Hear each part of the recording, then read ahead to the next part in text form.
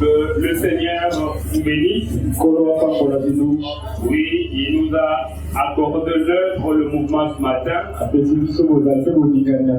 donc, il est écrit, il n'est pas au pouvoir de l'homme. Quand tu marches en conduisant ses pas. Oui, ce matin, il y a de ceux-là qui sont cloués dans des lits des hôpitaux. Mais à nous, il nous a fortifiés. Il nous a donné la bonne santé. Oui, voilà que nous sommes arrivés ici. Que son nom soit loué. Nous allons lire le livre des juges, là où nous sommes. Du moins pour ceux qui sont là pendant la semaine. Nous sommes en train de parler sur la vie de Samson que nous avons comparé à celle de l'Église. Nous lisons le livre des juges. Nous sommes au chapitre 16. Nous commençons aujourd'hui à partir du verset 27. Et nous irons jusqu'à 30. La maison était remplie d'hommes et de femmes. Tout le prince des Philistins était là. Il y avait sur le toit environ 3000 personnes. Hommes et femmes qui regardaient Samson jouer. Alors Samson invoqua l'Éternel et dit, Seigneur éternel, souviens-toi de moi. Je t'ai pris, oh Dieu, donne-moi de la force seulement cette fois. Et que d'un seul coup, je tue vengeance de Philistins pour mes 2 yeux. Et Samson embrassa le 2 colonnes du milieu sur lesquelles reposait la maison. Et il s'appuya contre elle, l'une à sa droite et l'autre à sa gauche. Samson dit que je meurs avec le Philistin. Il se pencha fortement et la maison tomba sur le prince et sur tout le peuple qui était. Dès qu'il fut périr à sa mort, furent plus nombreux que ceux qu'il avait tués pendant sa vie. Vous pouvez vous asseoir. À cela, nous ajoutons toujours le livre de Jude. Jude n'a qu'un seul chapitre avant d'atteindre l'Apocalypse.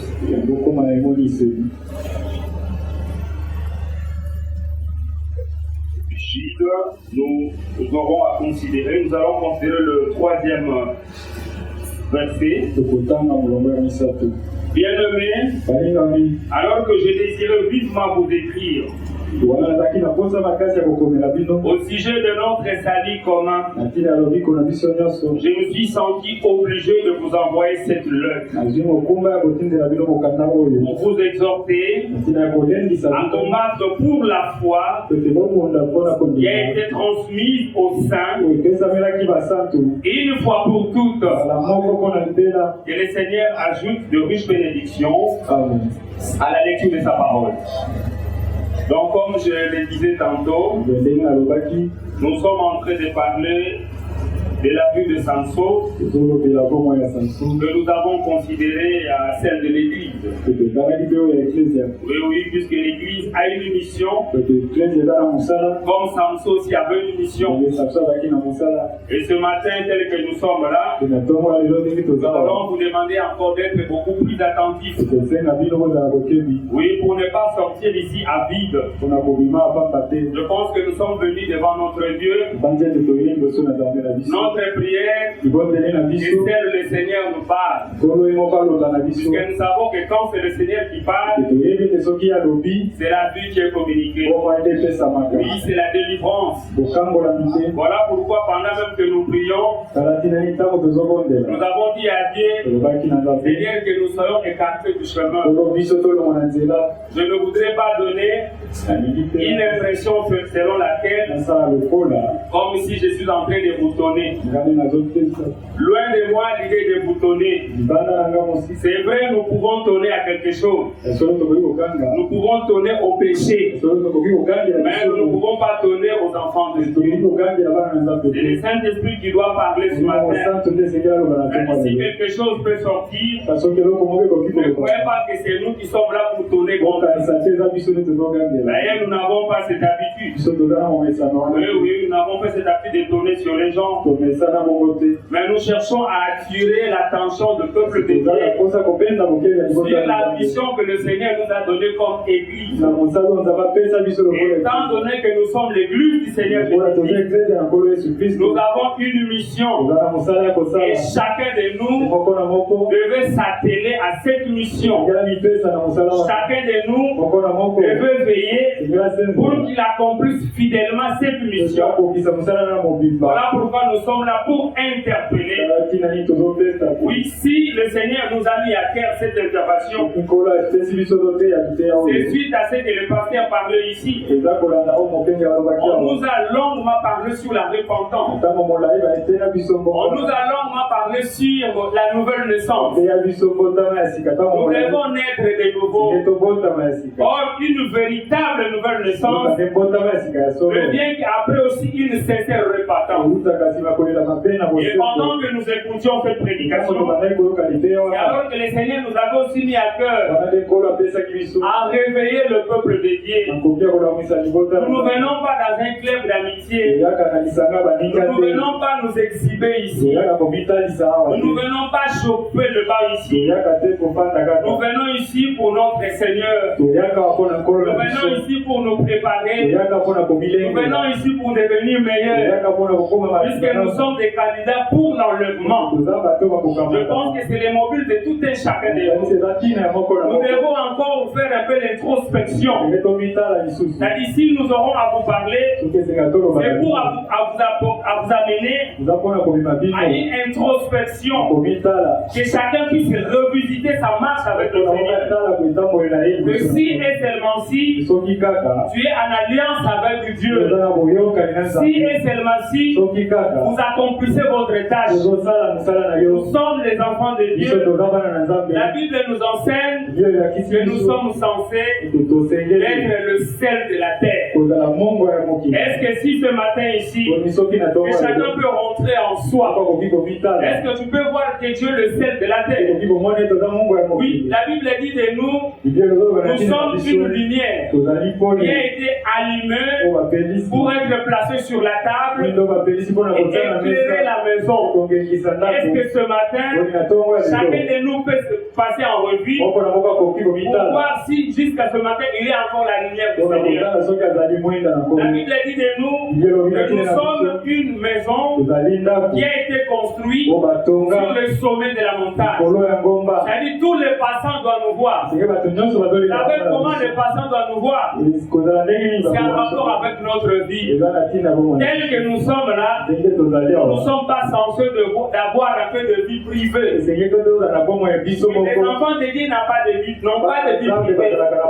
Nous devons vivre la vie de Dieu comme Christ avait vécu, dans la lumière, dans la paix, dans la réconciliation et dans l'amour.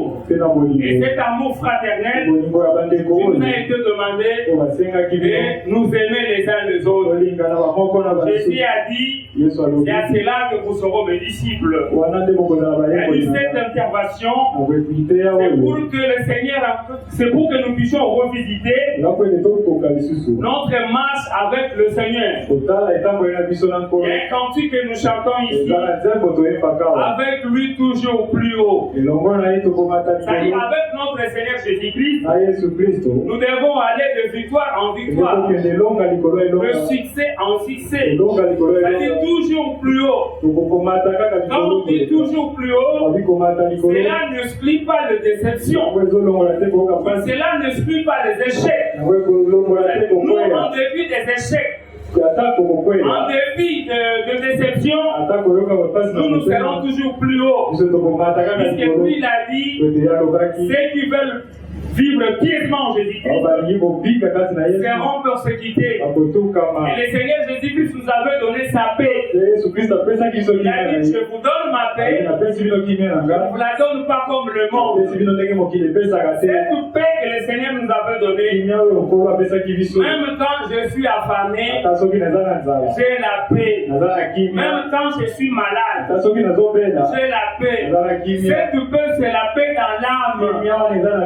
C'est comme cela nous a toujours dit, le diable peut me terrasser, mais en fin de compte, nous serons toujours des vainqueurs. Parce que la Bible dit, nous sommes plus que vainqueurs. C'est-à-dire, nous voudrons un peu recadrer l'Église, et étant le Christ du Seigneur Jésus-Christ, nous devons marcher de victoire en victoire avec la puissance de Dieu. Et là, quand nous sommes en train de parler sur la puissance de Dieu, cela ne voudrait pas dire que le Seigneur n'est pas au milieu de nous. Il dit là 2 ou 3 fois réunis à mon nom. Et de temps en temps, quand nous nous réunissons, c'est à son nom. D'ailleurs, si nous avons tenu bon jusqu'en ces jours, c'est puisqu'il est au milieu de nous. Ça veut dire si c'était question de regarder à nous-mêmes, on sera déjà dispersés d'ici. Mais c'est sa grâce qui nous maintient. C'est que nous voudrions quand nous insistons sur la puissance de Dieu, c'est l'excellence. Il faudrait que nous puissions exceller en tout et pour tout. Et surtout que nous voyons aussi les jours s'approcher. Le but de ce message, c'était pour nous préparer. Le but de ce message, c'était pour nous montrer la vraie Église. Et que chacun de nous puisse appartenir à cette Église véritable que le Seigneur avait dit. Quand Pierre avait bien répondu, il a dit tu es Pierre. Oui, mais sur cette pierre, je bâtirai mon Église. Et que les portes des séjours de mort ne peuvent pas prévaloir contre elle. L'Église dans laquelle nous sommes censés appartenir, son fondateur, c'est le Seigneur Jésus. Lui qui est son fondateur. Oui, il en a dit à Pierre que c'est cette église que je bâtirai mon église. C'est une révélation que je bâtirai mon église. Et cette église a pris jour au jour de la Pentecôte. Voilà pourquoi quand nous avons considéré Jude, nous vous avons démontré les livres de Jude nous invitent à combattre ardemment pour la foi qui a été transmise une seule fois au sein. Oui, notre question, notre souci, c'est de réveiller au peuple de Dieu. Comme Paul aussi l'avait dit, de combattre un bon combat de la foi. Nous devons conserver la foi. Mais d'où provient cette foi? Parce que nous sommes des privilégiés.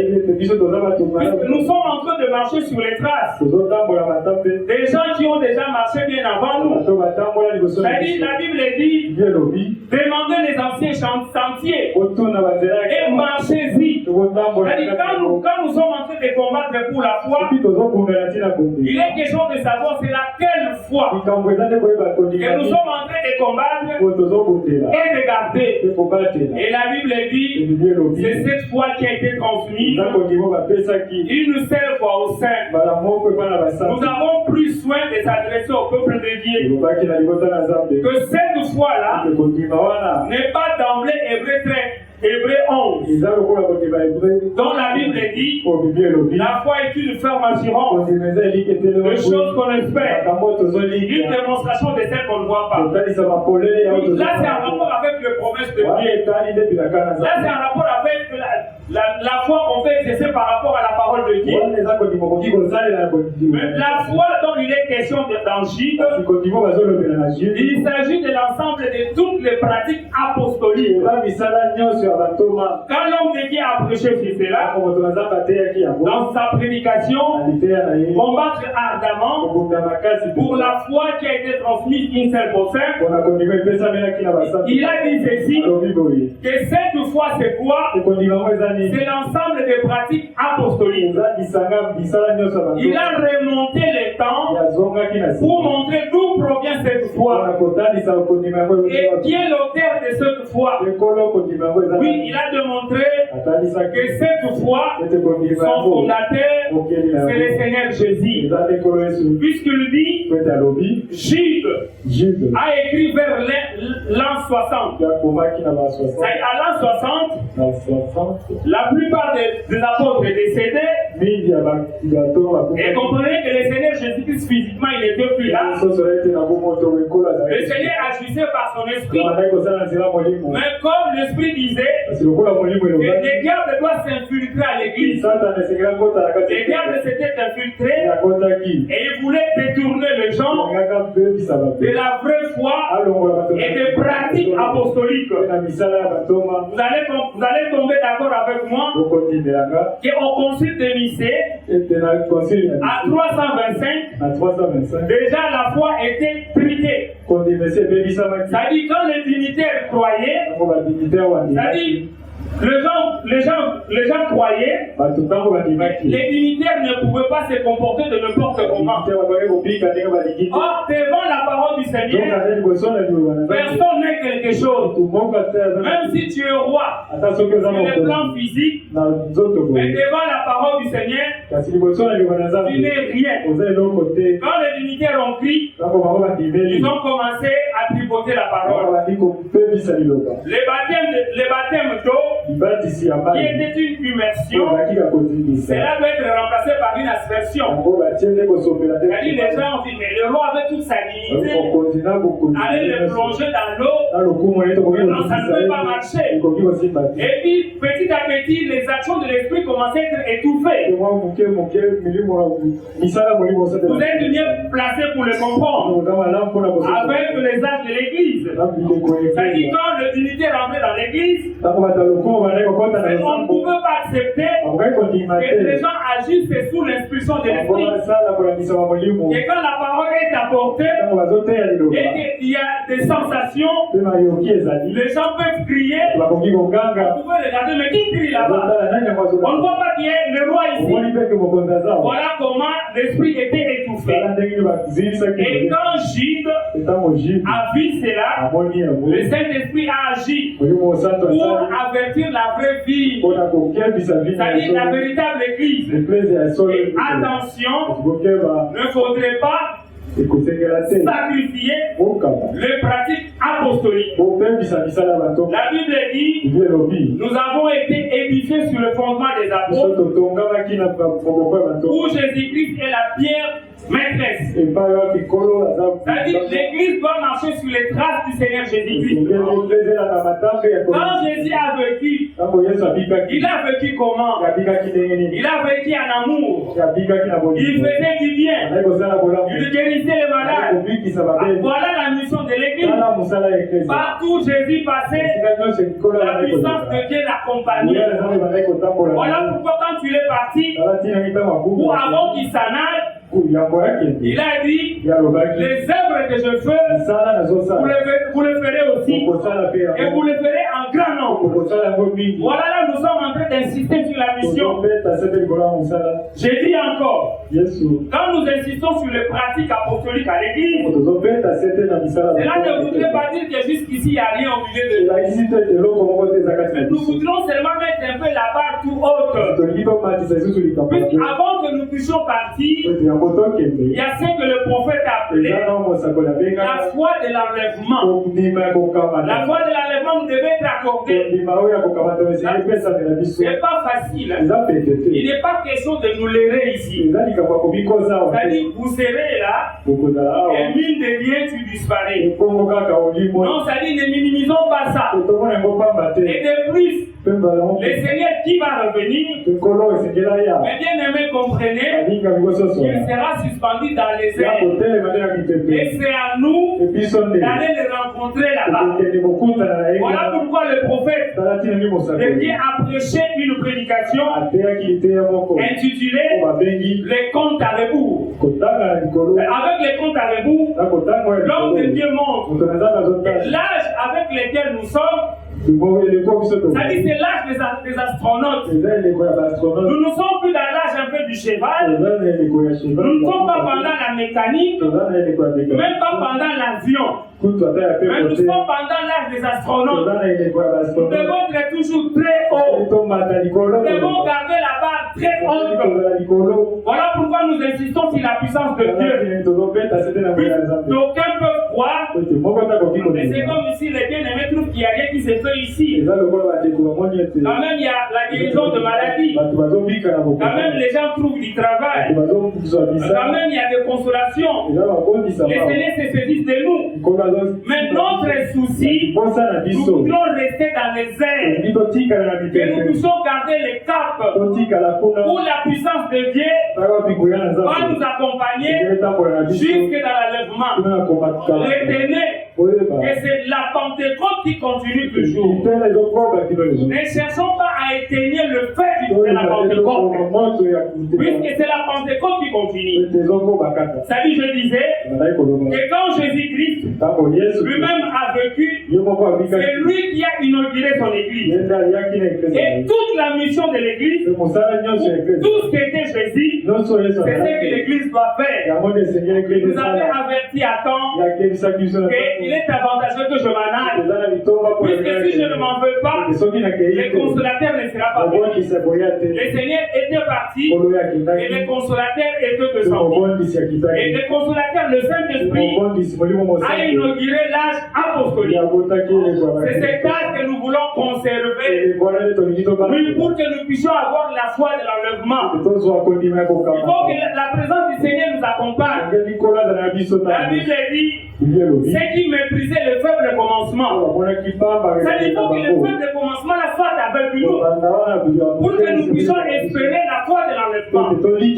Ça dit, il faudrait que le Seigneur puisse se déverser comme jamais auparavant. Et c'est comme ça que Gilles a dit, combattons ardemment, oui, pour conserver la foi. Cette fois, nous avons dit, à commencer par Jésus. Comment Jésus a marché? Jésus, quand il a marché, je voudrais encore pour un peu appuyer la chose. Lisons un peu la prédication du prophète. Combattre ardemment pour la foi. C'est une prédication prêchée dimanche 23 janvier 1955, le soir. Pourquoi?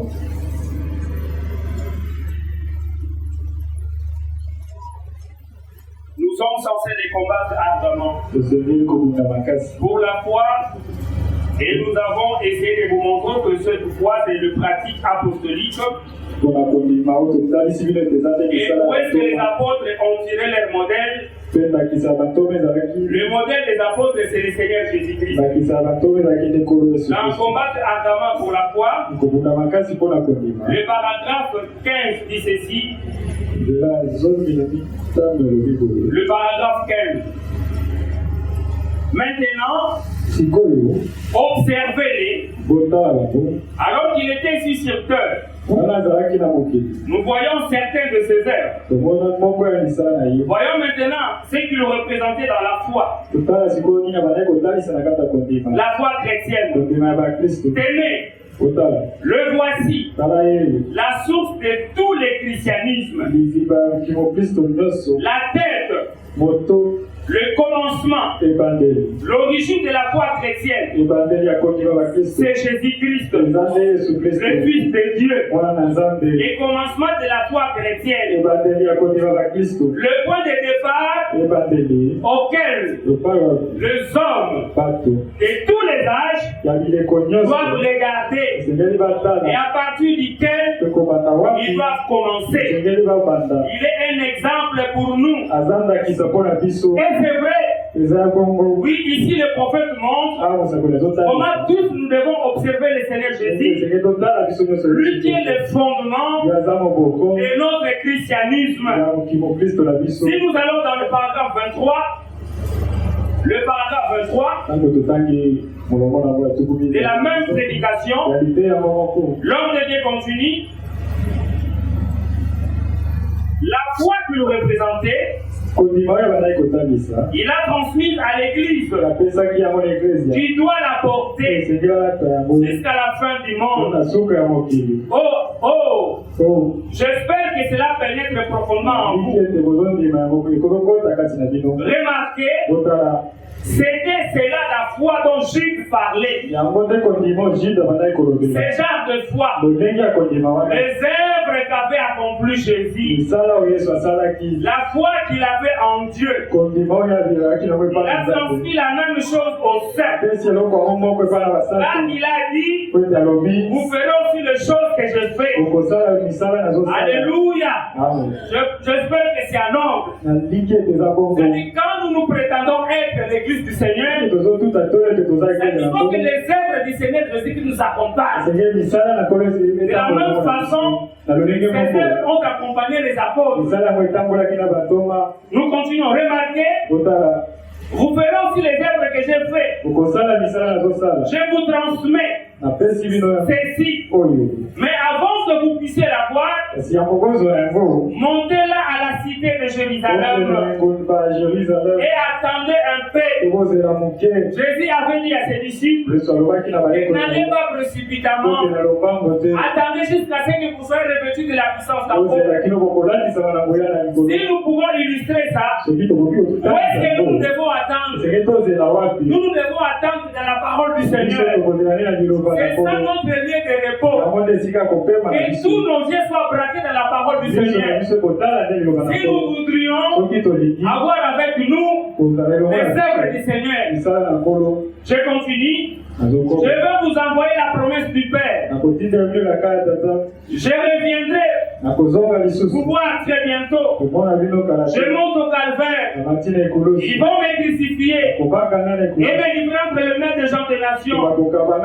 Les méchants vont me crucifier, mais je ressusciterai le troisième jour. Ensuite, je veux revenir. Donc jusqu'ici, c'est le Seigneur qui est dans son église. Alors, restez ici dans la ville de Jérusalem. Luc 24, 49. Restez ici ou attendez là à la ville de Jérusalem avant d'aller par tout le monde avec cet évangile. J'aimerais que vous montiez à la ville de Jérusalem et que vous attendiez jusqu'à ce que je vienne. Le paragraphe 24. Il est celui qui sera en vous, le Seigneur Jésus-Christ. C'est lui qui était venu sous la forme de l'Esprit. La Bible ne dit pas que vos corps sont les temples du Seigneur. Montez et entendez. Ah, je veux vous envoyer une promesse. Et que le Père vous a promis. Je vais l'envoyer sur vous. Alors je serai avec vous. Même en vous. Tous les longs. Tous les longs, jusqu'à la fin du monde. C'est-à-dire, quand nous disons que nous sommes l'église du Seigneur, voyez que c'est lui qui nous est appelé de nous conduire. C'est lui qui marche avec nous. C'est-à-dire, il faut que quand nous nous réunissons comme ça, chacun sente la présence physique du Seigneur. Puisque ça, c'est son église. Quand nous nous représentons, il est là avec nous. C'est là que nous aurons à nous empêcher de certains comportements. C'est là où nous serons révérenciés. C'est là où nous aurons un peu à l'honneur. honorer. Nous continuons. Et je serai en vous, accomplissant le même œuvre que j'ai accompli quand j'étais ici dans ce corps. Je retournerai dans mon corps mystique. Ici nous insistons, l'église que nous sommes, comprenez que nous sommes les corps mystiques du Seigneur Jésus-Christ. Nous sommes son organisme. C'est-à-dire, si le monde veut voir le Seigneur Jésus, ils doivent le voir au travers de nous. Nous qui nous sommes corps. Nous devons représenter en tout et pour tout le Seigneur Jésus-Christ. C'est ça notre préoccupation. Nous sommes censés de le représenter. L'apôtre Paul dit, nous sommes les ambassadeurs du Seigneur Jésus-Christ.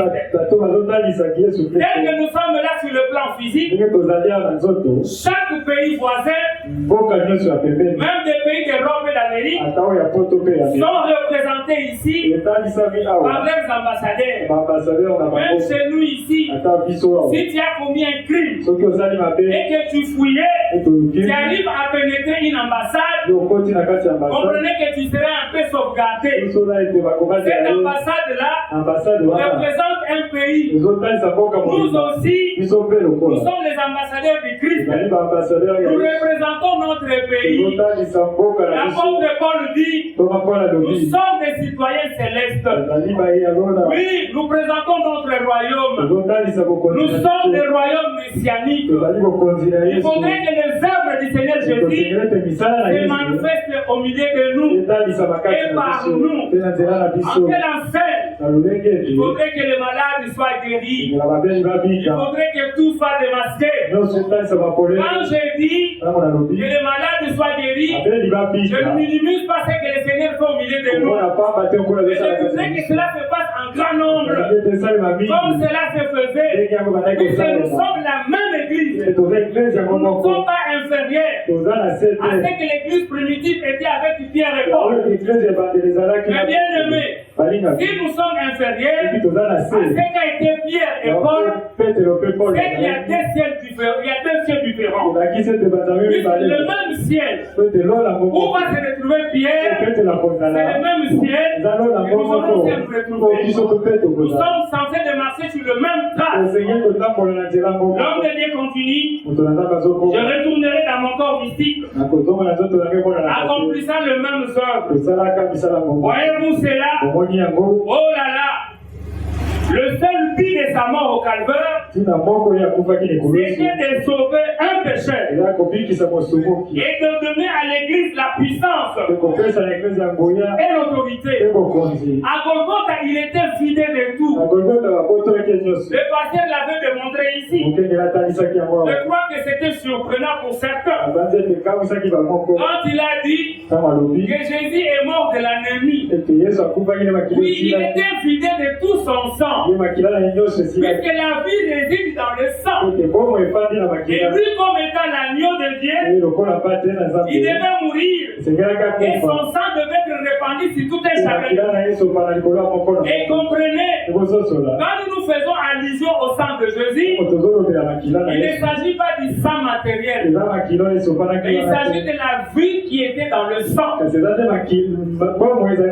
cette vie qui devait être reçue par tout un chacun de nous. Chacun de nous doit s'attribuer le sang de Jésus. Pourquoi? Puisque sa vie a été coulée.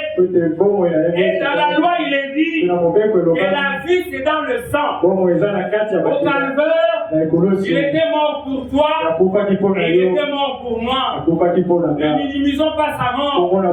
Il était mort pour que nous puissions vivre. Il était mort pour que nous puissions être appelés des enfants de Dieu. Il était mort pour que nous puissions vivre sa vie. Il avait pris la vie de tout un chacun de nous. Il en a crucifié à Golgotha. Il est descendu aux enfers pour envoyer loin de nous cette mauvaise vie. Mais bien aimé, ayez toujours en tête que c'est nous qui ont été destinés à la mort. L'enfer était pour nous. Et lui, il est venu subir l'enfer pour nous. Pour qu'aucun parmi parmi nous ne puisse descendre en enfer. Mais ce matin, si tu veux éviter l'enfer, il est grand temps d'accepter la mort du Seigneur Jésus. Il est grand temps de te mettre sous l'abri de son sang. À chaque fois quand nous parlons sur le sang de Jésus, et en tête que c'est sa vie que nous implorons, la vie de la sainteté, la vie de l'innocence. Oui, en croyant en lui, nous sommes pardonnés de tous nos péchés. Donc de bien continuer. Voyez-vous cela? Oh là là, le seul but de sa mort au calvaire, c'était de sauver un pécheur et de donner à l'Église la puissance et l'autorité. Voilà, c'est là où nous insistons. Aussi vrai que nous sommes l'Église du Seigneur, cette Église dont il a dit, petit troupeau ne craignez rien, il a pris au Père de vous disposer le royaume. Nous sommes dans le royaume de Dieu. Nous n'attendons pas un royaume à venir. Nous les sommes déjà dedans. Le royaume de Dieu, le royaume messianique, c'est la puissance, c'est la joie, c'est l'honnêteté, c'est la sanctification, c'est la guérison, c'est le prodige, oui, c'est la réconciliation, c'est la paix du cœur. Oui, c'est ça ce royaume. Et c'est ça la puissance et l'autorité qui nous avait dotés. Nous l'avons dit. Et ne soyons pas dans les slogans. Quand on le dit, on se trémousse. Et tout ce qui était habillé, c'est la version en Jésus.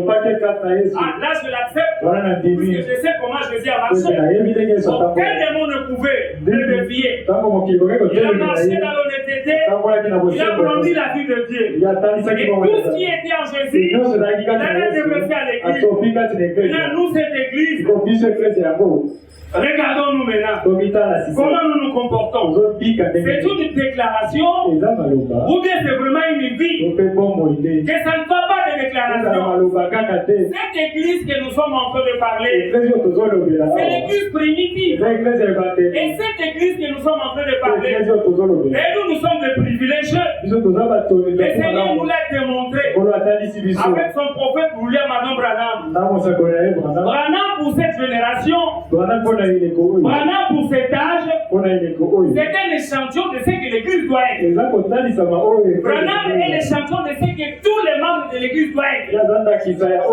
Même quand l'esprit opérait à Branham, Branham ne s'appropriait pas de cela comme une exclusivité. Que c'était seulement lui seul que le Seigneur utilisait. Il disait tout celui qui peut croire. Oui, ce matin, le Seigneur peut se révéler à lui. Le Seigneur peut lui montrer des choses. Ça dit voilà l'église dont nous sommes membres. Donc j'insiste, évitons le slogan. Nous devons dire à Dieu, aussi vrai que nous faisons partie de cette église, aussi vrai que nous ne sommes pas moindres par rapport à ce qui était Pierre et Paul. Oui, fais-nous grâce, marche avec nous, parce que c'est le Seigneur qui conduit l'église. Et cette église doit marcher avec la gloire, l'autorité et la puissance de Dieu. L'homme de Dieu dit ceci.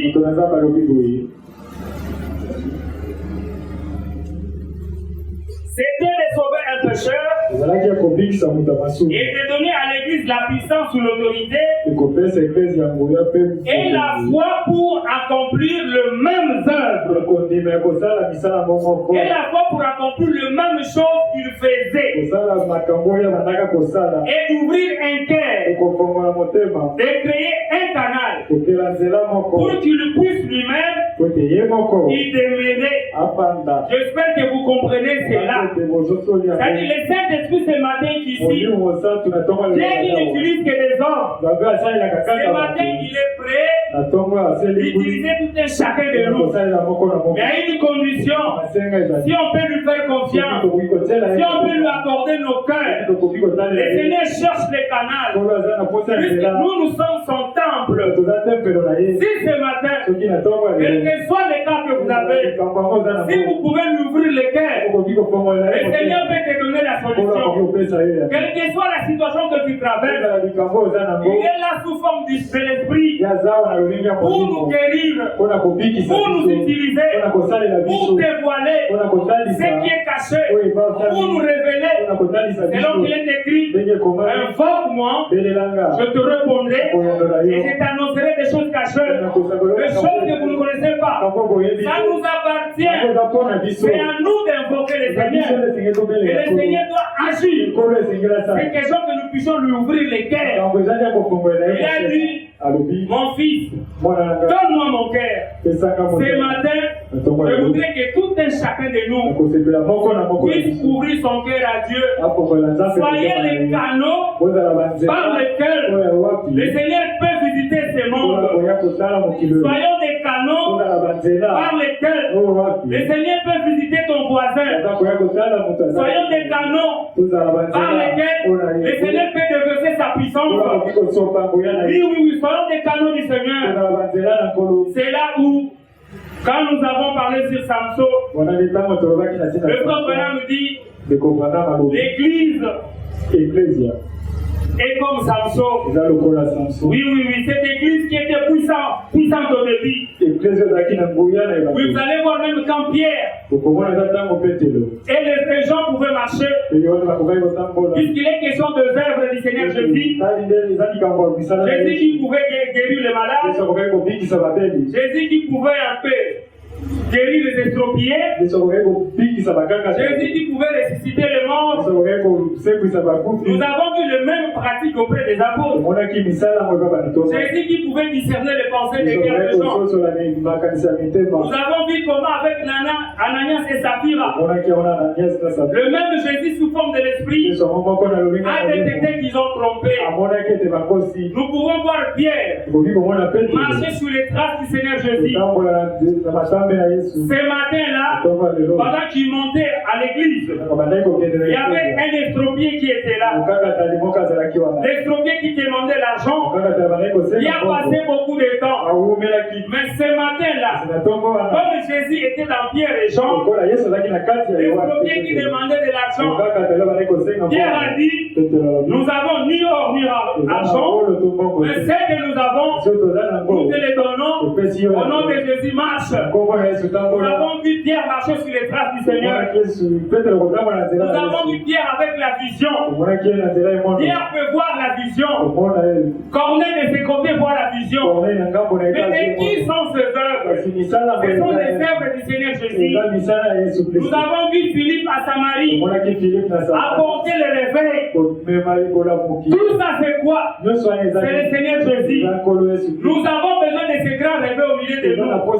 Puisque c'est ce que j'ai dit, nous ne sommes pas moindres à ce que Pierre était, à ce que Paul était, à ce que Jean était, à ce qu'a été l'église primitive. Nous ne sommes pas moindres à ce que Branham était. Le problème ce matin, c'est nous. Ouvrons nos cœurs à Dieu, revendiquons nos droits. Lui qui avait dit, partout foulera la plante de vos pieds, je vous le donne. Nous aussi, que cela nous soit accordé, que sa puissance nous accorde, et les démons cessent de nous défier. C'est à nous de défier les démons. Cette église, nous pouvons le voir au travers de Samson. Oui, Samson qui a été né, Samson qui fut né pour accomplir une mission de Dieu. Dans Juge 13, puis le Seigneur est venu chez le papa de Samson, pendant que le Philistin dominait sur Israël. Mais le Seigneur se souvient toujours de son peuple. Il a dit que j'en ai ras-le-bol, puisque comme il a dit que les ténèbres ne régneront pas toujours, il est venu, il a dit qu'il faut que Samson puisse naître. Il a dit à la maman de Samson que l'enfant que tu vas concevoir, oui, il est consacré de l'essai maternel. Tu lui prendras ni des liqueurs fortes, ni de vin, ni des autres choses impures. Puisque l'enfant-là est consacré depuis le sein maternel jusqu'à sa mort. Et quelque temps après, c'est Samson qui naquit. Nous avons vu Samson se promener avec la puissance de Dieu. Samson qui était là, étant sûr, il était en alliance avec Dieu. Vous connaissez son secret? Son secret c'était quoi? Ses cheveux ne pouvaient jamais être rasés. C'était ça la condition. Puis ses cheveux ne pouvaient être rasés. Aussi vrai qu'il était en ordre avec Dieu. Quelle que soit partie il pouvait se rendre. Samson n'avait pas peur. Il n'avait pas peur. Oh non, voilà les oncles. Voilà dans le travail. Voilà, il y a le poison. Et Samson était un provocateur. La Bible montre, et à un certain moment, quand il a pris de l'âge, il s'est rendu un peu dans une ville. Il a trouvé une femme. Il est venu dire à ses parents, j'ai trouvé une femme parmi les Philistins. Ses parents ont dit, Samson, comment? J'ai dit, ici tu ne trouves pas de jolies filles, tu vas aller prendre un peu des incirconcis. Non aux parents. Il a dit non aux parents. Non, en tout cas, je l'aime. Je le désire. Alors, les parents de Samson ont cédé au désir de Samson. Le secret, c'est quoi? La Bible dit le Seigneur était dans la chose. Puisqu'on cherchait une dispute pour que les Philistins viennent et que le Seigneur puisse les abattre. Puisque la puissance est là. Les parents de Samson ont compris ça par après. Quand Samson désirait une incirconcise, c'était à dessein pour qu'il y ait une dispute. Puisqu'il y avait la puissance de Dieu en réserve. Mais il faut que le Seigneur agisse. Nous avons des malades au milieu. Il faut que la puissance se manifeste. C'est pour ça que les Samson allaient provoquer. Ils allaient prendre une femme. Et arrivé là-bas, pendant qu'il entre, et les Philistins ont compris que Samson était là. Ils sont venus se mettre en embuscade. Non, Samson dans cette maison. Et Samson dort jusqu'à minuit. Tous les Philistins se sont mis en embuscade. Et à minuit, Samson se réveille. Il lui prend jusqu'à dans le fil là. Il y avait une seule entrée. Et les portes c'était des portails. Comme Samson était rempli de la puissance de Dieu, puisque le Seigneur Jésus a besoin d'agir. Il a dit jusqu'à présent, vous m'avez rien demandé. Demandez et vous aurez, pour que votre joie soit parfaite. Samson se réveille. L'Esprit du Seigneur l'agite. Il a pris les battants de ce portail. Il en a plié. Et il amène ça jusque dans la montagne. Les Philistins même ont vu. Mais si cet homme ici, il peut prendre ce portail, les plier comme ça. Et nous maintenant, qu'est-ce qu'il peut faire? Et ils se sont retirés. Là, c'était la puissance qui était à la maison.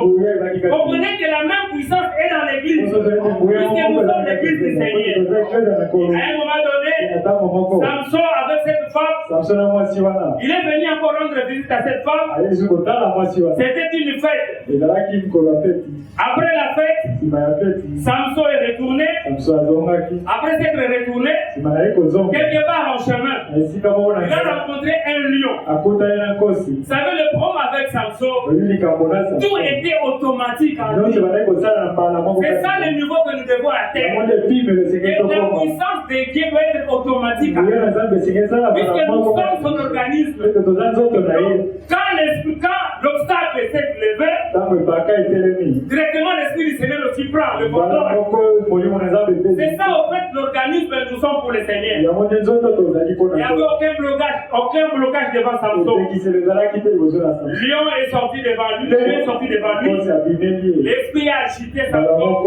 Samson a tiré ce lion. Vous comprenez que le lion, c'est une bête féroce.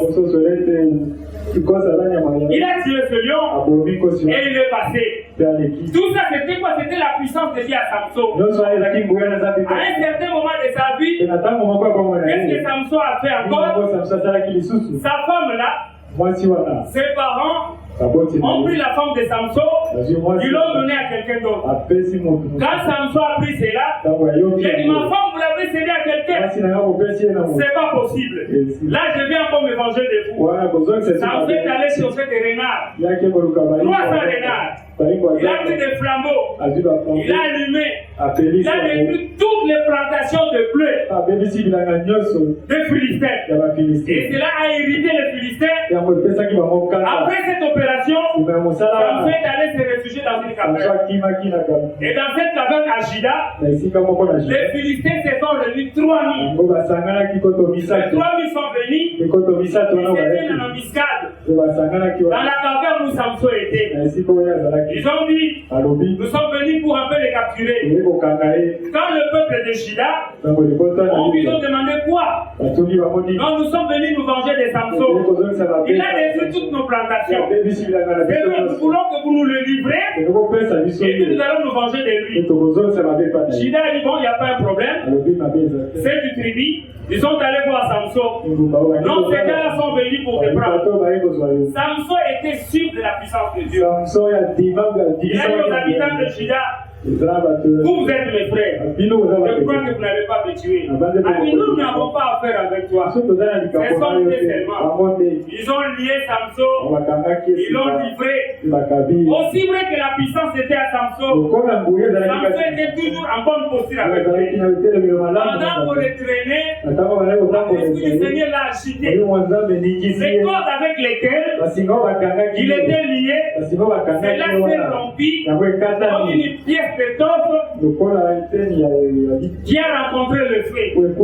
Et Samson a ramassé une mâchoire d'âne. Il a tué 1000 Philistins. Et les autres étaient des badans. Tout ça, ce sont de grandes victoires qui accompagnaient la vie des Samson.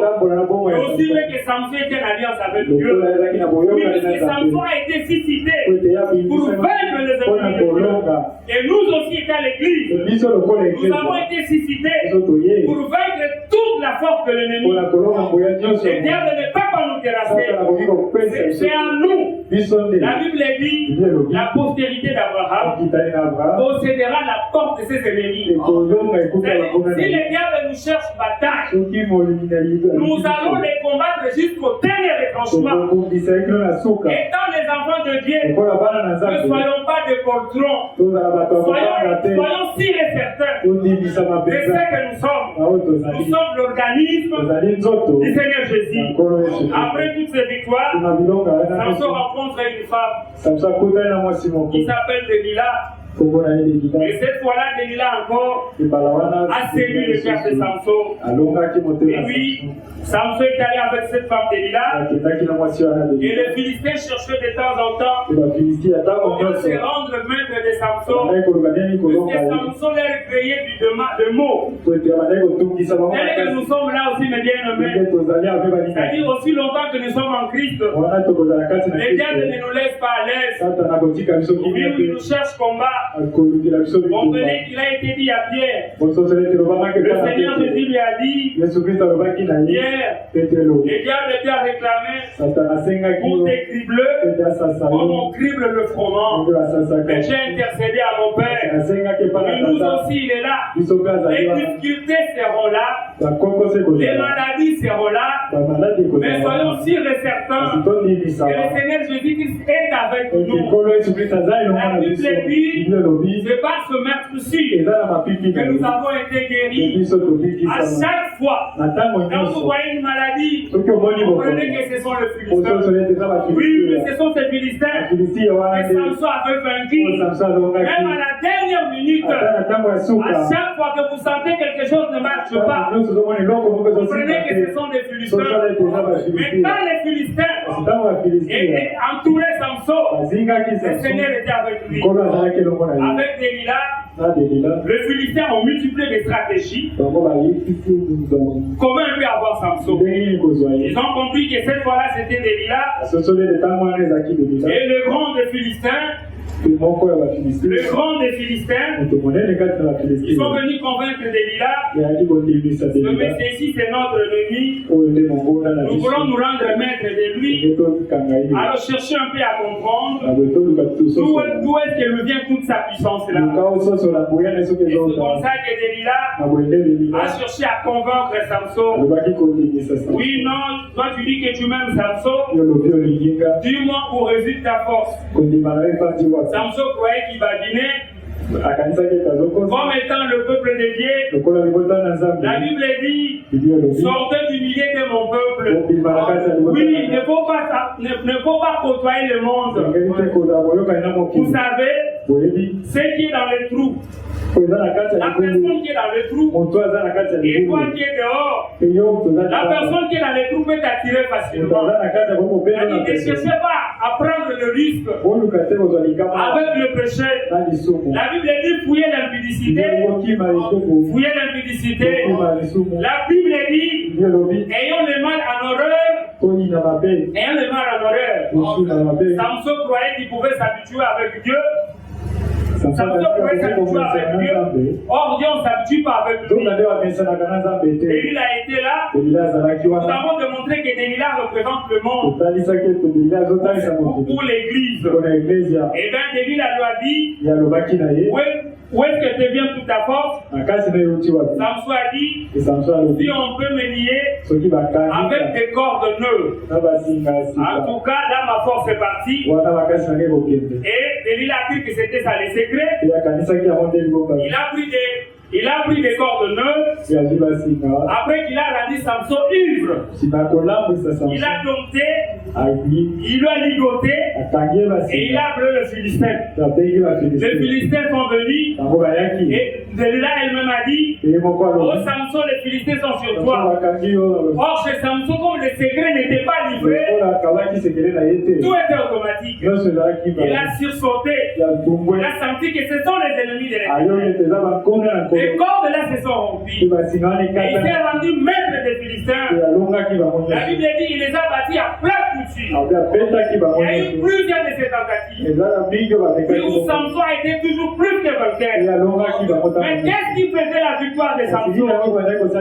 C'était le Seigneur Jésus-Christ. C'était le chauffard. La Bible dit, où l'homme de Dieu nous a démontré que le chauffard de l'Ancien Testament, c'est le Seigneur Jésus dans le Nouveau Testament. Si Jéhovah était dans Samson, le Seigneur Jésus est en nous. Le Seigneur Jésus n'est pas dans l'église comme ça. Le Seigneur Jésus est dans chaque cœur. Puisque nous sommes son temple. À chaque fois quelque chose de bien fait surgir, recourons au nom de Jésus. La Bible dit, le nom de Jésus est une tour forte où les justes s'y réfugient et en sécurité. Mais bien aimé, vous savez à quand le nom du Seigneur Jésus sera pour toi une tour forte? Et lorsque vous serez toujours en alliance avec lui, lorsque tu seras toujours en connexion avec lui, ce qui avait fait la défaite momentanément de Samson, c'est parce que la connexion était rompue. La connexion était rompue. Et la Bible dit que Dieu s'était retiré de lui. Veillons à ce que l'Esprit du Seigneur ne se retire pas à nous. La Bible dit, n'attristez pas les saints esprits de Dieu, pour lesquels vous avez été scellés pour le jour de votre rédemption. Je disais qu'il y avait plusieurs tentatives où Samson a remporté. Et Samson typifie toujours l'Église. Je disais que nous aussi, Nous avons le Saint-Esprit à nous. Devant chaque situation, recourons à notre Dieu. Quand l'unité n'est pas à l'église, comprenez que ce sont les Philistins. Et le Saint-Esprit va crier sur le naturel tabernacle. Les Philistins sont sur vous. Et quand l'Esprit crie, comme il crie ce matin, sur le naturel tabernacle, le formalisme est sur vous. Sur le naturel tabernacle, l'hypocrisie vous a saisi. Samson pouvait sursauter et recourir à Dieu. La connexion était là. Et après toutes les grandes victoires, il a fini par livrer son secret. Oh non, tel que je suis là, le rasoir ne s'était jamais passé sur ma tête. Si on pouvait couper mes cheveux, Allah ne serait faible comme tout autre homme. Le monde a compris que ces gens sont devenus de formalisme. Puisque Delilah avait compris que non, cette fois-là, il m'a vraiment ouvert son cœur. C'est là aussi les diables peuvent nous miner. Ils comprennent que non. Quand ils se réunissent là, ils ne sont plus unis de cœur. Chacun a son parti pris. Ils sont presque divisés comme jamais par auparavant. Apparons-nous deux. C'est comme ça que Samson a été vaincu. Et on a amené les Philistins. Les Philistins se sont mis en embuscade. Delilah a fait comme il devait toujours faire. Samson, les Philistins sont sur toi. Et l'Écriture dit, Samson a crié. Il se tuera comme les autres. Mais comment tu vas t'en tirer de cette affaire? Le Seigneur n'est plus avec toi. Le Seigneur s'était déjà retiré. Il s'est levé de son sommeil. Il voulait un peu agir. La connexion était coupée. Et les Philistins se sont rendus maîtres de lui. Cette fois-là, ils l'ont lié. Ils ne l'ont pas seulement lié, mais ils ont encore crevé ses yeux. Ils l'ont crevé ses yeux.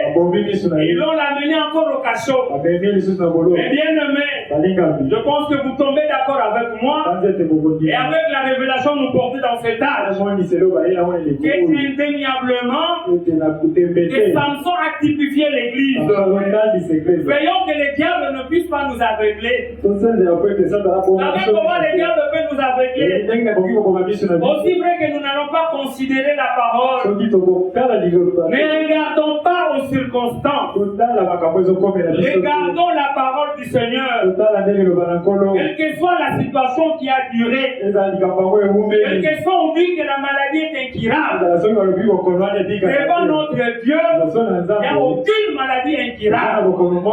Puisque lui a dit, je suis l'Éternel votre Dieu, qui vous guérit de toutes vos maladies. Oui, ne soyons jamais aveuglés face à la parole du Seigneur. Puisque c'est la première de mission où les diables veulent nous détourner. C'était ça qu'il avait fait à Samson. Si physiquement, il pouvait lui crever les yeux, nous aussi, sur le plan spirituel, comme étant le peuple de Dieu, le diable cherchera à nous éloigner de la parole du Seigneur. Faisons un effort, même si nous sommes coupables, même si tu sens la culpabilité, ne fuyons jamais la présence du Seigneur.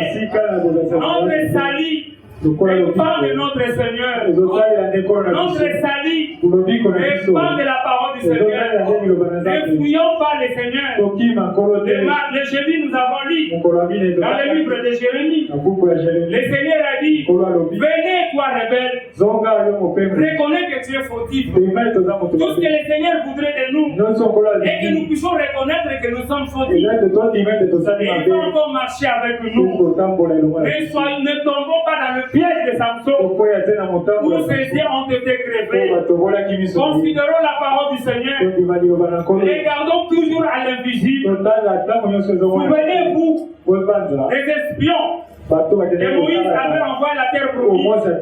On avait pris 12 personnes pour chaque tribu pour aller inspecter le pays de la promesse. Et quand ils sont arrivés là-bas, ils ont rencontré les enfants d'Anak. Ils ont dit, nous avons pari à leurs yeux et à notre yeux nous-mêmes comme étant des sauterelles. Ils sont revenus, ils ont brossé un tableau désastré à Moïse, et non pas seulement à Moïse, et à tout le peuple. Ils voulaient décourager. Non, on ne saura pas. Cependant, c'était le Seigneur qui a promis. Nous croyons que les paroles du Seigneur sont infaillibles. La Bible dit, l'exécuteur de sa parole est puissant. Il a dit à Jérémie, tu vois comment je veille sur ma parole pour l'exécuter. Restons accrochés, regardons aux promesses de Dieu, regardons à l'invisible. Le Seigneur finit toujours par honorer les croyants. Voilà pourquoi il est dit, l'honneur est pour vous qui croyez. Le diable n'arrive pas à nous aveugler. Ils ont pris Samson, amené en cachot. Et les Philistins étaient là. Ils ont dit non, nous devons festoyer. Ce Messie-ci nous a fait souffrir. Cette fois-là, nous allons quand même nous festoyer. Et ça tombait l'anniversaire de leur Dieu, le dieu Dagon, sous forme de poisson. Oui, ils étaient dans une grande salle. Pour se réunir, pour essayer un peu de fêter. L'Écriture dit, ils fêtaient pourquoi? Ils fêtaient pour la victoire. Et leur Dieu Dagon leur avait accordé pour Samson. Mais bien aimé, c'est qui est curieux, cette victoire-là, nous l'avons démontré, il n'avait pas remporté sur Samson, puisque Samson n'agissait pas par lui-même. Si nous devons nous lister cela, c'est comme s'ils avaient vaincu contre notre Dieu.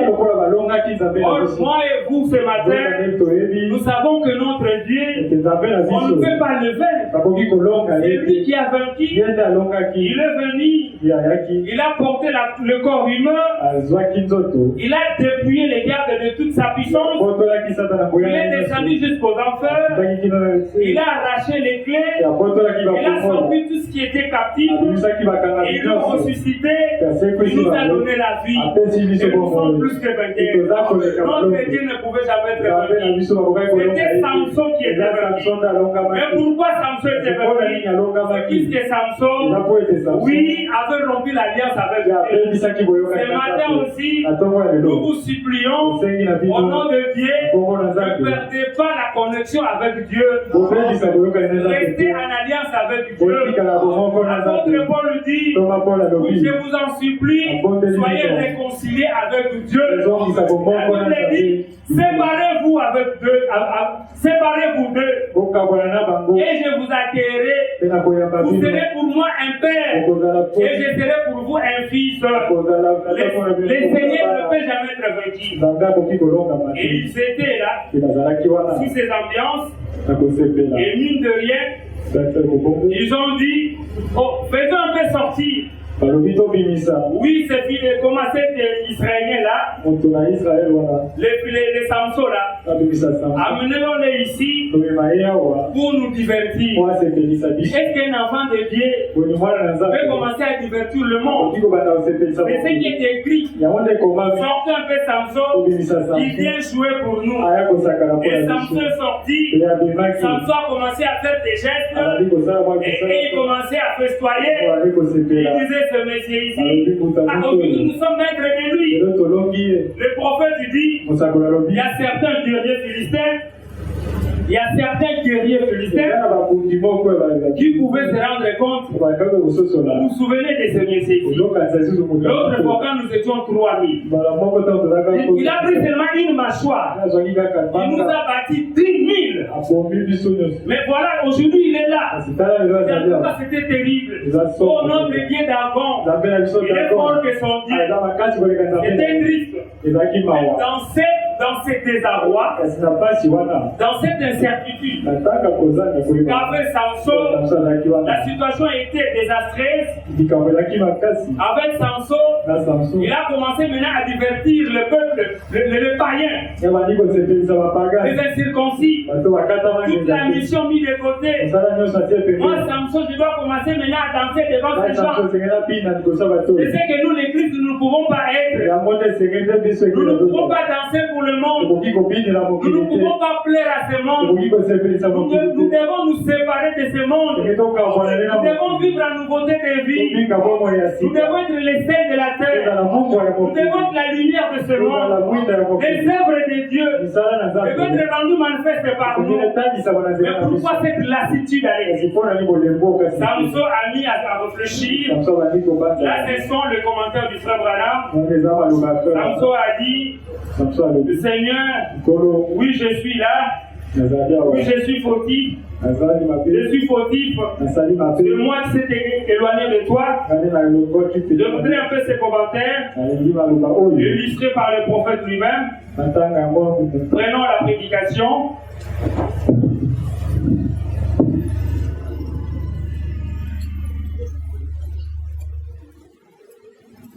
Nous prenons la prédication du prophète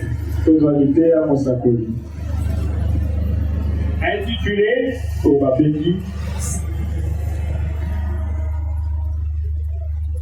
Dans cet état de chaos, du moins il y avait une issue. Puisque les Philistins ne savaient pas, ils étaient trop distraits, que le cheveu de Samson commençait à repousser. Comme la Bible dit, le Seigneur ne se répand jamais de ses dons et de ses appels. Aussi longtemps que le cheveu de Samson pouvait seulement pousser, le Seigneur allait encore le nouer avec lui. Le Seigneur ne se répand jamais de ses dons et de ses appels. C'est ce que nous aussi, l'Église du Seigneur, ce matin nous devons réfléchir. Que le monde nous avait courtisé, le monde nous a trompés, le monde nous a fait perdre la puissance, nous avons perdu notre mission. Et c'était de démontrer la puissance de Dieu. Où le Seigneur a dit, voici les miracles qui accompagneront ceux qui auront crié à mon nom. À mon nom, ils chasseront le démon. Ils imposeront les mains aux malades. Et les malades seront guéris. Mais pourquoi la lassitude à l'église? C'est ça notre préoccupation. Nous voudrons que la barre soit très haute. Que le Seigneur marche réellement avec nous. Comme c'était avec l'église primitive. Si avec l'église primitive, c'est encore trop loin avec le frère Branham. Puisque le frère Branham est le champion de ce que l'église doit être. L'homme de Dieu, Branham a dit, face à cette situation de Samson, à des maladies qui restent au milieu de nous, nous nous avons plus avancé, nous sommes stationnés, nous ne sommes pas avancés comme nous devons être. Nous devons déjà atteindre le niveau le plus élevé avec notre Dieu. Oui, mes bien-aimés, le frère Branham a dit ici, dans la prédication intitulée, encore une fois seulement. Encore la prédication intitulée, encore une fois seulement, prêché le 1er décembre 1963. C'est différent de ce qu'on avait lu le jeudi.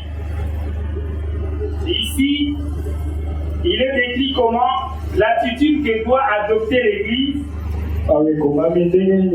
d'une manière générale, pour que le Seigneur puisse encore marcher avec nous. Nous sommes dans le paragraphe 71.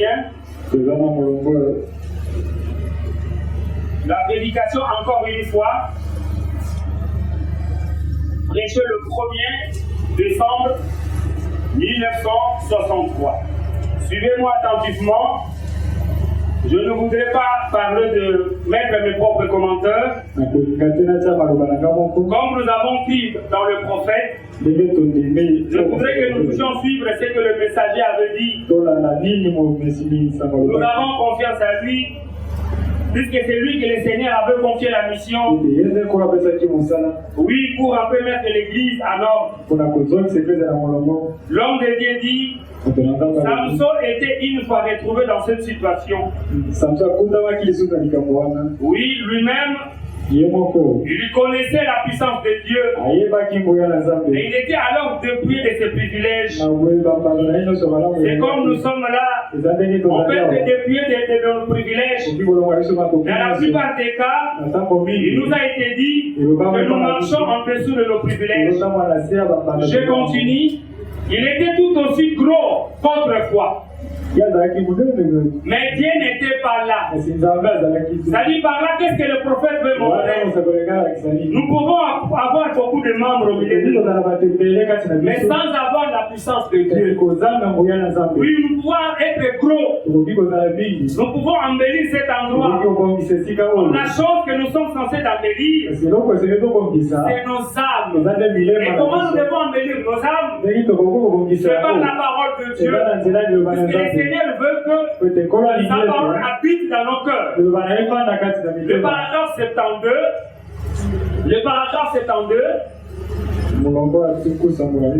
de la même prédication, nous en avons beaucoup aujourd'hui. C'est vraiment dommage que nous ayons cela. Mais nous en avons. Et nous remarquons cela. Et cela ne ramène pas l'Esprit de Dieu. Eh bien, le problème est que les gens ne veulent pas payer le prix pour revenir à cela. Je pense que Dieu demeure le même. Il a toujours été. Mais le problème est que les gens sont tellement emballés dans le monde. Et le monde les a envahis.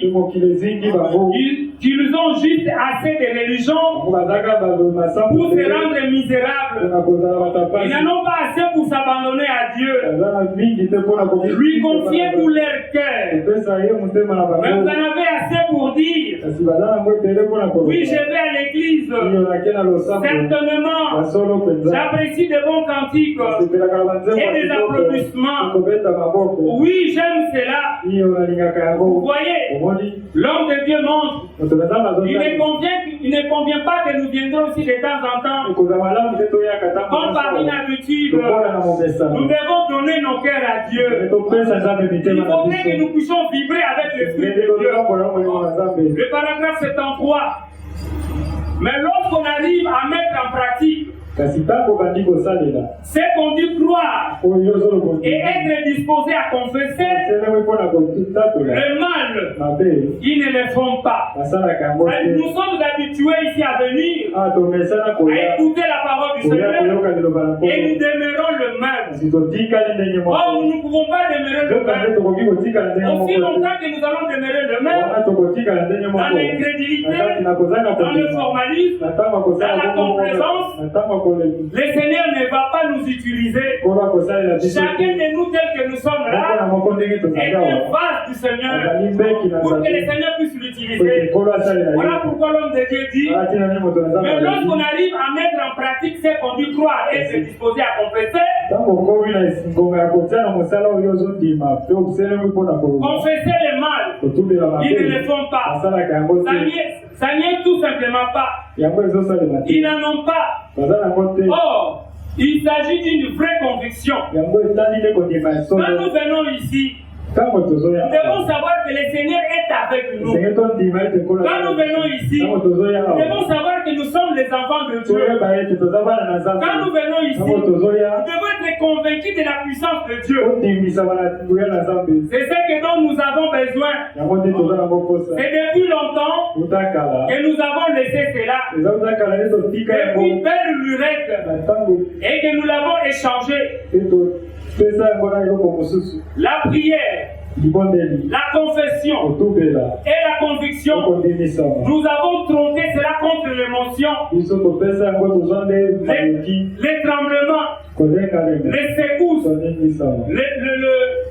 les Ça dit tel que nous sommes là, nous devons rester dans la prière. Une prière sincère. Nous devons rester dans la confession, confessant que nous sommes incapables de nous-mêmes, confessant régnant tous les mal. Mais quand nous venons ici, l'homme de Dieu a dit, nous avons tronqué cela contre l'émotion, les tremblements, les secousses, les sautillements. C'est pourquoi il n'y a pas de prise de position ferme.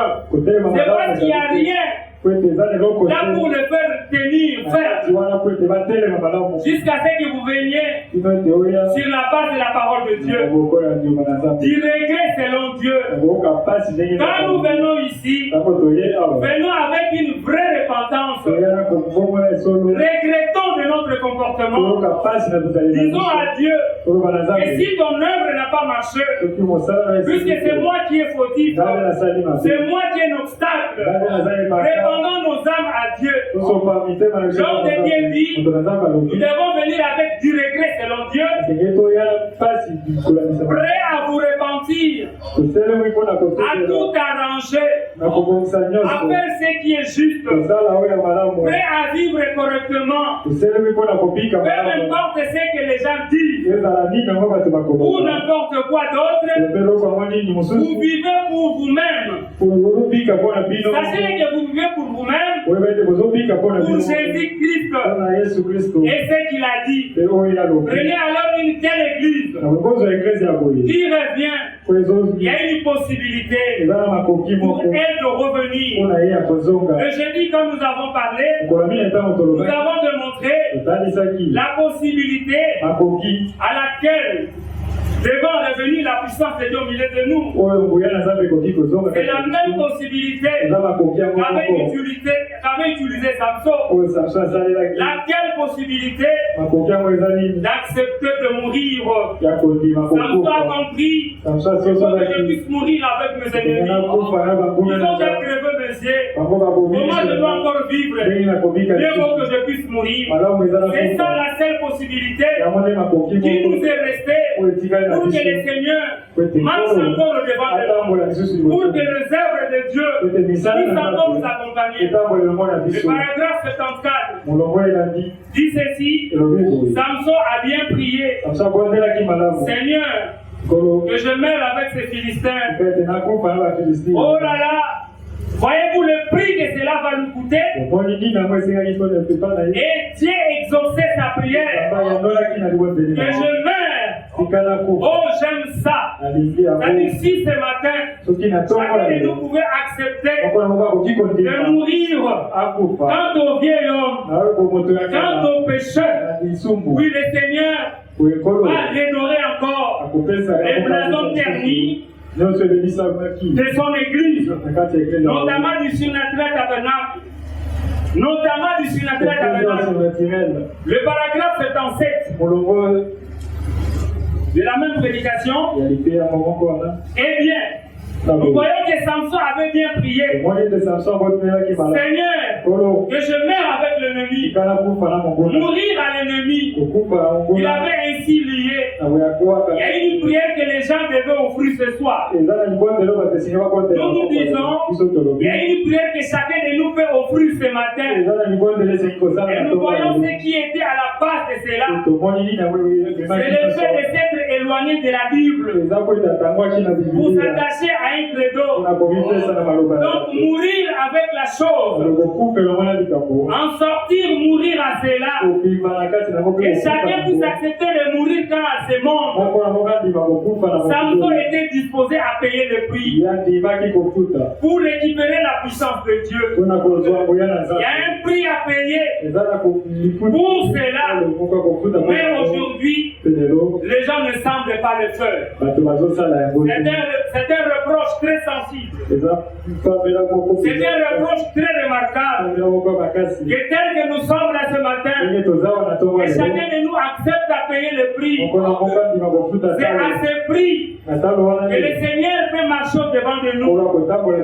C'est à ce prix que le Seigneur Jésus peut être le même hier, aujourd'hui, éternellement. L'homme de Dieu dit, face à ces prix, beaucoup de gens ne veulent pas les payer. Mais ce matin, je crois que nous sommes prêts à payer ces prix pour que le Seigneur puisse encore se révéler à nous. Le paragraphe 78, tu dis, oh, nous entendons parler du réveil. Certainement oui. Nous avons un réveil dénominationnel. Mais faire entrer plus de membres. Mais par là, l'homme de Dieu voudrait dire, ne cherchons pas de membres. Cherchons plus la puissance de Dieu au milieu de nous. Ne soyez pas comme Samson qui avait gardé tout ce muscle, mais sans la puissance de Dieu. Nous aussi, ne cherchons pas à avoir beaucoup de membres. D'ailleurs, le Seigneur ne cherche pas beaucoup de membres. Le Seigneur a besoin de ces petits troupeaux. Oui, qui peut utiliser ce matin. L'homme de Dieu continue. Des choses semblables. On parle sur le réveil, mais c'est un réveil dénominationnel. S'il faut voir que c'est un réveil dénominationnel, il dit ceci, considérez le mestre. Mais considérez le mestre, le comportement, c'est en constante dégradation. Considérez combien on s'éloigne de plus en plus de Dieu. Tous les temps. On s'éloigne de la parole. Et maintenant qu'il nous entre dans les conseils des églises. Oui, là il montre comment les églises se réveillent. Mais nous ici, nous savons que les conseils des églises ne nous concernent pas. Puisque nous sommes déjà avisés. Le paragraphe 79 dit, Samson connaissait une chose. Et je me demande si l'église sait aujourd'hui c'est là. Et la chose que Samson pouvait connaître, l'homme de Dieu nous dit, et c'est ce que l'Esprit nous dit aussi, si nous pouvons connaître cela, je me demande si l'église c'est là aujourd'hui.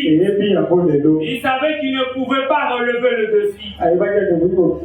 Le défi de l'air dans son état rétrograde. Tel que nous sommes là, dans cet état rétrograde, de l'hypocrisie, oui, de la duplicité, côtoyant le monde, nous ne pouvons jamais relever le défi.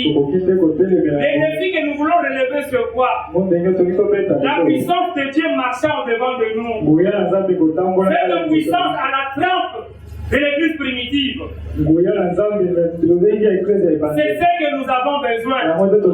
Et avec cet état rétrograde, donc nous ne pouvons pas relever le défi. L'homme de Dieu dit, je sais aujourd'hui que l'église ne peut pas relever le défi de cette ère dans son état rétrograde. Et ça va s'empirer. Oui. Craignons que notre situation ne puisse pas s'empirer. Notre état actuel ne nous permet pas de relever les défis. Revenons à notre Seigneur. Revenons de tout cœur pour que nous puissions relever les défis du moment. Ce monde a encore besoin de Dieu. Ce monde a encore besoin des œuvres de Dieu. Mais c'est avec nous que le Seigneur peut se manifester. Mais l'état avec lequel nous nous trouvons, c'est la négligence. Une négligence nous rencontre. Combien de fois nous pleurons ici? En semaine, les gens ne viennent pas. Nous n'arrivons pas à sacrifier nos intérêts. Or, nous sommes les brebis du Seigneur. Les brebis du Seigneur, ce sont des gens qui n'ont pas de droit. Une brebis, quand même on peut couper sa laine, il se laisse faire. Nous aussi, tels que nous sommes là, peuple de Dieu, ce matin nous vous supplions, acceptons à perdre tous nos intérêts. Sacrifions tous nos intérêts pour la cause de Dieu, pour la cause de l'évangile, pour la vie de Jésus. Dans le paragraphe 120 de la même prédication,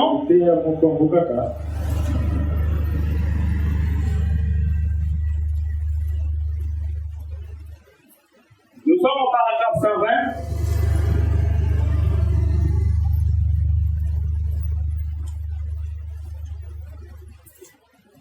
L'homme de Dieu dit, il lui priait doucement. C'est possible, Seigneur. C'est possible. Je me tiens ici. J'ai encore toute ma grande carrure. Je suis ici. Ma chevelure a poussé. Mais je ne vois plus comment les battre. Mes yeux sont devenus aveugles. Je ne vois pas où je veux. Mais c'est possible que tu permettes encore cela. Seigneur, pour montrer ta puissance. Nous aussi ce matin, chacun de nous peut dire à Dieu, Seigneur, c'est encore possible pour que cette maladie puisse me quitter. Chacun de nous peut dire, c'est encore possible pour que cette situation puisse trouver la solution. Chacun de nous peut dire, Seigneur, c'est encore possible pour que tu puisses encore nous utiliser. À nous vases du Seigneur, à nous ministres du Seigneur.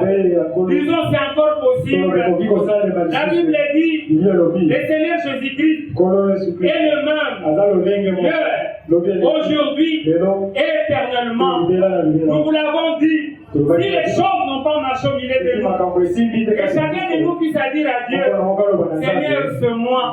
Seigneur, c'est moi qui est fautif. En Apocalypse 2, la Bible dit, reprends tes bonnes œuvres. Oui, le Seigneur est en train de supplier l'Église. Et rappelez-nous avec ces bonnes œuvres. Nous aussi ce matin.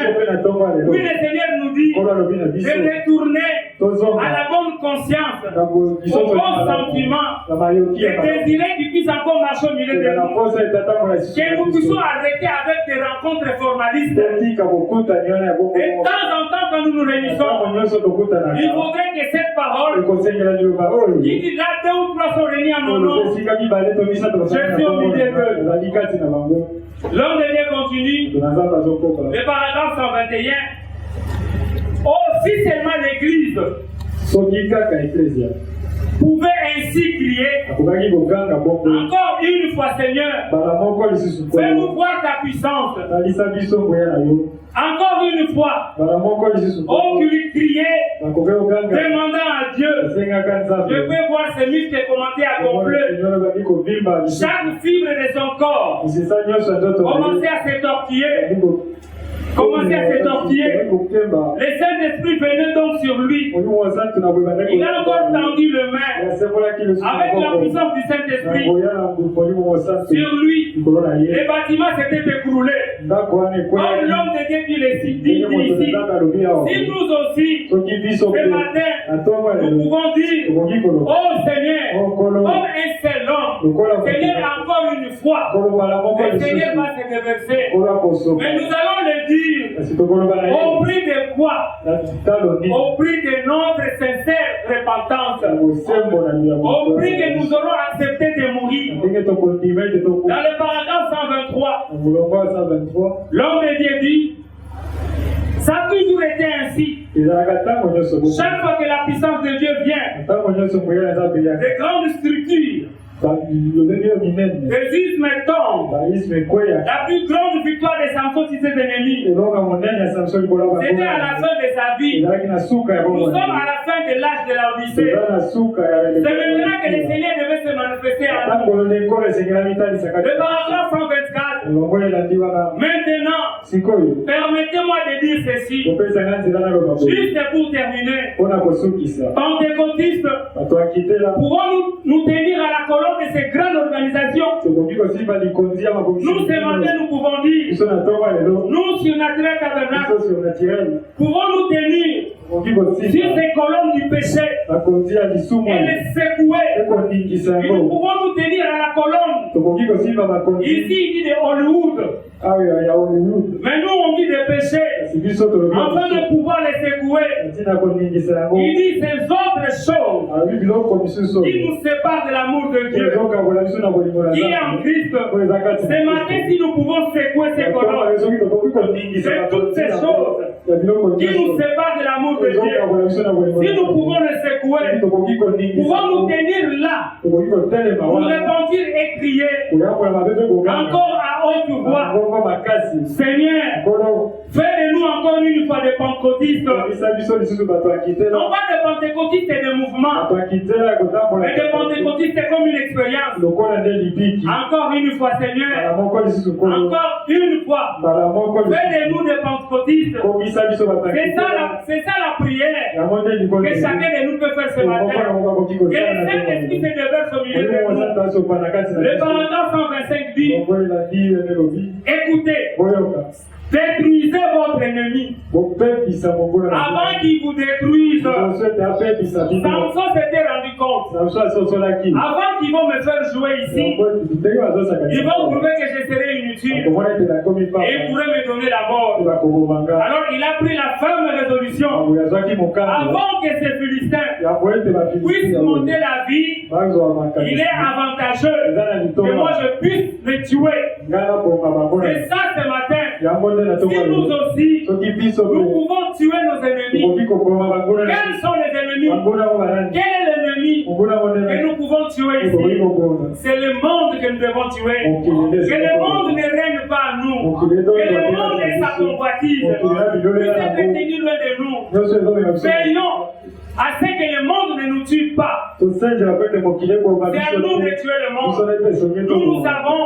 Quand Christ mourait à Golgotha, c'est là où le monde était crucifié avec lui. L'homme de Dieu dit, écoutez, détruisez votre ennemi avant qu'il ne vous détruise. Il le fera. Ramenez des réunions à l'ancienne mode et autres. Et laissez Delilah tranquille. Ne cherchons pas de faux puyants. C'est-à-dire quand l'homme de Dieu dit ici, laissez Delilah tranquille. C'est-à-dire, il va nous montrer quoi? Laissons le monde à l'aise. Ne cherchons pas de faux fuyants. Le problème c'est nous. Ça veut dire que nous sommes là. L'idée peut nous venir, même de quitter cet endroit. Non, je peux même quitter l'église. Même quand vous quittez l'église, aussi vrai que le mal est en toi, il va emporter ce mal-là. Il faut que le mal puisse mourir. Le problème, ce n'est pas de quitter. On dit ceci, l'astico, qui tient un peu l'haricot, c'est toujours à l'intérieur. C'est le mal qui détruit cette église. C'est toujours à l'intérieur. Et nous devons tuer ce mal. Ne regardons pas aux autres. Ne cherchons pas de faux fuyants. Cherchons à tuer ce mal au milieu de nous. C'est là où l'homme de Dieu a dit, laissons Delilah à l'aise. Laissez le monde tranquille. Faites des choses qui vous courtisent. Vous entraînez dans ces choses insignifiantes que vous ne deviez pas faire. Et quand il y a des choses insignifiantes, des problèmes dans l'église, vous ne voulez pas supporter la correction parce que vous n'êtes pas obligé. Vous pouvez aller dans une autre église et des choses semblables. Dans les temps anciens, lorsqu'un homme ne s'accordait pas avec la parole de Dieu, on le faisait sortir mort. C'est-à-dire quand tu entres devant la présence du Seigneur et que tu n'es pas en ordre, tu dois sortir là comme étant un mourant. Mais bien aimé, comme l'homme de Dieu nous conseille ici, je voudrais que nous puissions prendre ces conseils en considération Acceptons de mourir. Comme Samson a accepté la mort. Avant que les Philistins puissent les tuer, lui a commencé par tuer les Philistins.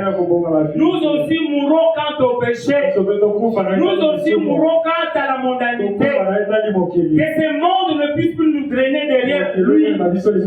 Soyons attirés par la parole du Seigneur. C'est à ce prix que la puissance de Dieu va encore se déverser à nous. Le paragraphe 128.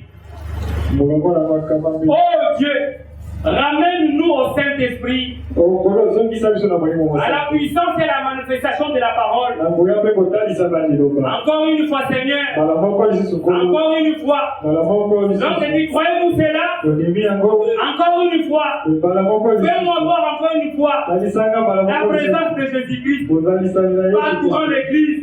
C'est ça le souci de tout un chacun.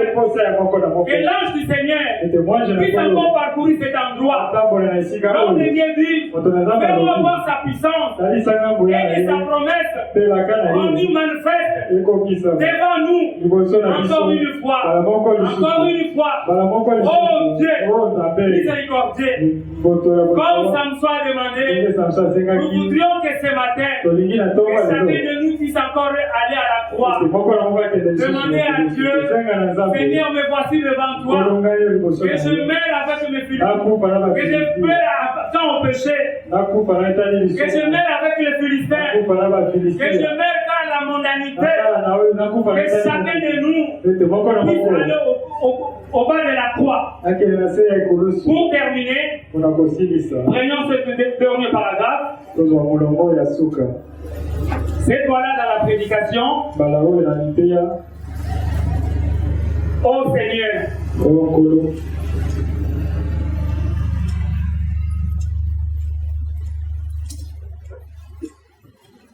la prédication au Seigneur, encore une fois, prêchez le 28.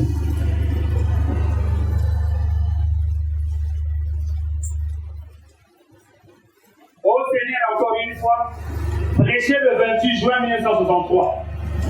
C'est ce que nous avons lu l'autre fois. Le paragraphe 220.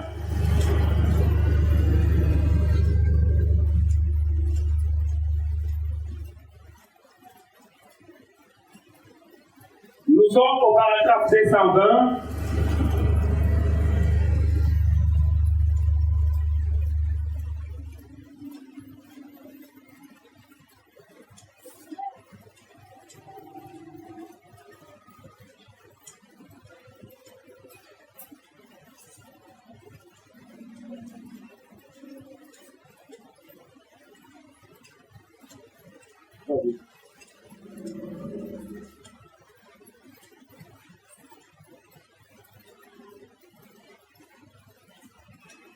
L'ordre de dit, oh frère, nous avons besoin d'un nettoyage de la chair au sous-sol. Vous dites, je suis pentecôtiste. Pour Dieu, cela ne signifie pas plus qu'être un cochon. Cela n'a rien à voir avec Christ. Ce n'est qu'un nom. Vous devez être pentecôtiste dans votre cœur. Le fruit de l'esprit. C'est-à-dire ce matin, nous ne pouvons pas nous contenter pour dire que nous sommes du message. Cela ne compte pas. Aussi vrai que la vie de Christ n'est pas à nous. Donc Dieu dit, remarquez, oh là là, il était conscient de ce qu'il allait arriver. Si Dieu exauçait sa prière, êtes-vous conscient? Êtes-vous conscient que cette organisation va vous excommunier? Le paragraphe 222. Le paragraphe 222. Vous verrez mieux de considérer cela avant de commencer. Vous verrez mieux de réfléchir. Vous verrez mieux d'en parler d'abord à à Dieu avant de commencer. Il le savait. Si sa prière était exaucée,